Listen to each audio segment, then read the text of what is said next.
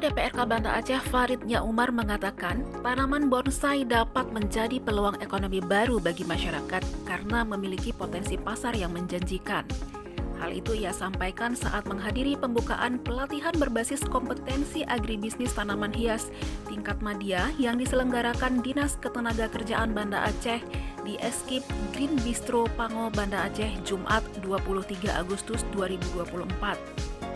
Pelatihan ini diikuti oleh 18 peserta yang berasal dari komunitas, pegiat, dan pencinta bonsai dan berlangsung selama 3 hari. Farid mengatakan, ini yang ketiga kalinya pelatihan tersebut digelar dengan menghadirkan juri, trainer, dan kolektor bonsai profesional. Menurutnya, Banda Aceh berpeluang menjadikan bonsai sebagai komoditas bisnis yang siap mengikuti berbagai event dan perlombaan, baik di tingkat nasional maupun internasional. Ia berharap melalui pelatihan ini lahir para pembonsai yang andal dan berkompeten. Ia juga mendorong pemerintah dan usaha perhotelan di Banda Aceh untuk mempromosikan bonsai-bonsai karya pengusaha lokal. Pembukaan pelatihan ini juga dihadiri oleh PJ Wali Kota Banda Aceh Adi Surya, serta Kadis Pariwisata dan PLT Kadis Ketenagakerjaan Banda Aceh. Hadir pula beberapa manajer umum hotel yang ada di Kota Banda Aceh.